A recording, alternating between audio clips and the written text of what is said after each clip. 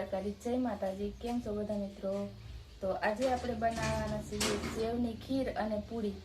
તો સેવની ખીર બનાવવા માટે આપણે લઈ લીધી છે સેવ અને કાજુ બદામ અને આમાં છે આપણે એલચી। અને પહેલાં તો આપણે પૂરી બનાવી લઈશું। તો પૂરી બનાવવા માટે આપણે પહેલાં તો લોટ બાંધી લઈએ।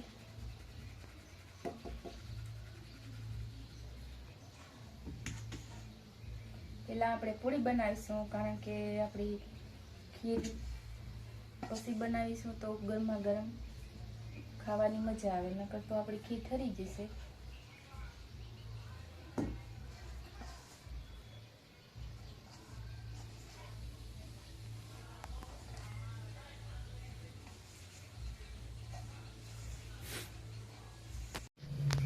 તો આપણો લોટ બંધાઈ ગયો છે પૂરી બનાવવા માટે। આપણે હવે પૂરી બનાવીશું।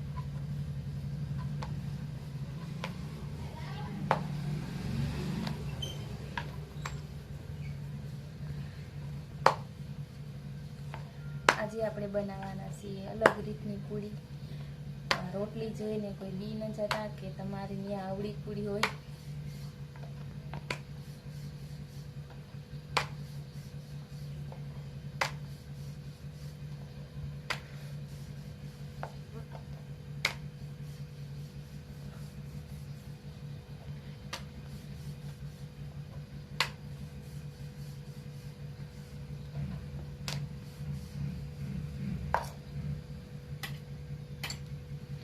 તો આપણી રોટલી બની ગઈ છે।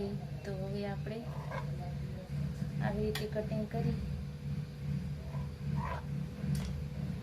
જો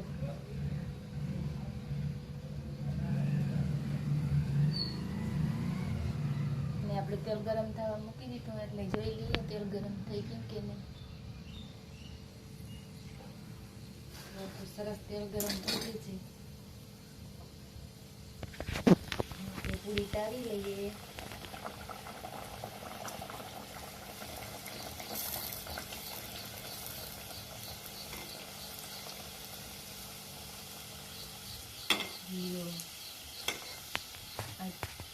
ફરી પાછી લાઈટ વહી ગઈ છે। કેટલે વાર લાઈટ છે?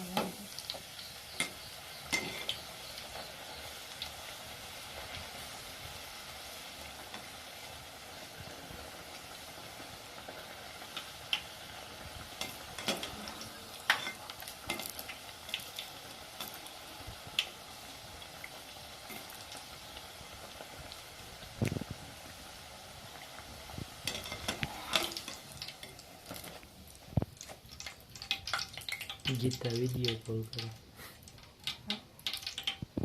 ગીતા દીદી વિડીયો કોલ કરે છે। જોઈ શકો છો કેટલી સરસ ફૂલેલી પૂરી આપણી બની ગઈ છે। તો આવી રીતે આપણે બધી પૂરી બનાવી લઈશું અને ઉતારી લઈશું।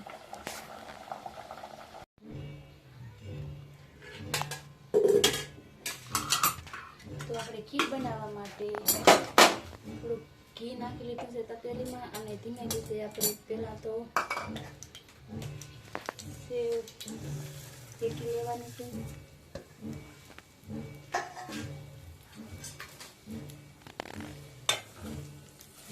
ગેસ આપણે ધીમો રાખવાનો છે, બહુ નથી, નહીંતર સેવ આપણી એકદમ રાતી થઈ જાય છે।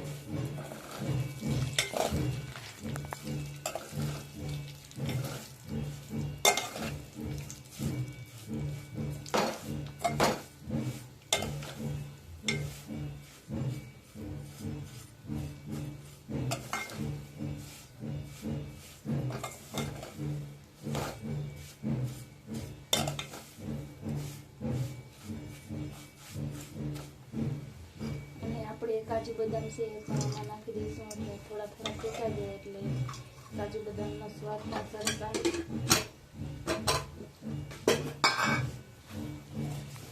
તો આપણે 5 મિનિટ સુધી આપણે સેવને શેકી લઈશું, એટલે સરસ સેવ થઈ જાય।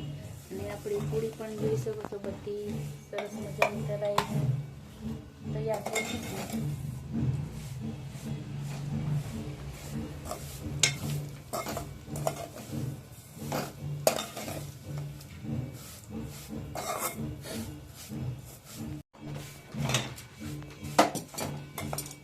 સેવ સરસ રીતે શેકાઈ ગઈ છે. તો હવે આપણે એમાં નાખી દઈશું દૂધ.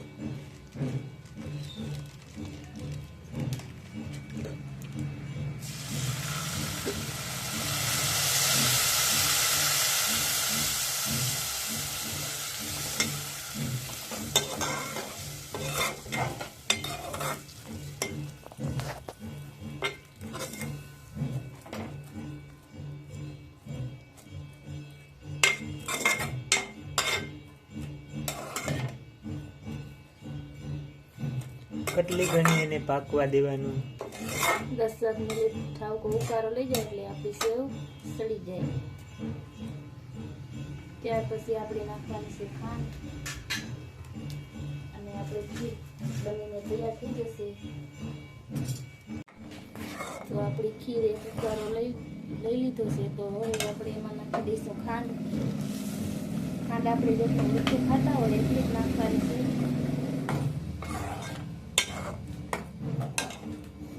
અને જે આપણે એલચીનો પાવડર કરીને રાખ્યો હતો એ પણ નાખી દઈશું.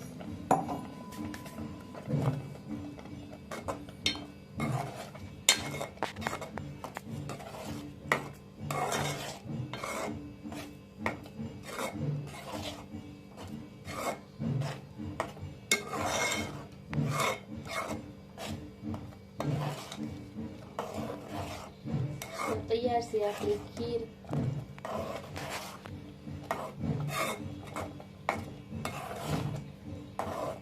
તો લઈ લઈ વાટક્યા. ખીર તૈયાર થઈ ગઈ હોય તો હાલો તો બધા જમવા. વિડીયો ગમે તો લાઈક શેર અને સબસ્ક્રાઇબ જરૂર કરી દેજો અમારી ચેનલને. અને ફરી મળીશું આપણે નવા બ્લોગ સાથે. ત્યાં સુધી બધાને જય દ્વારકાધીશ, જય માતાજી. આવજો.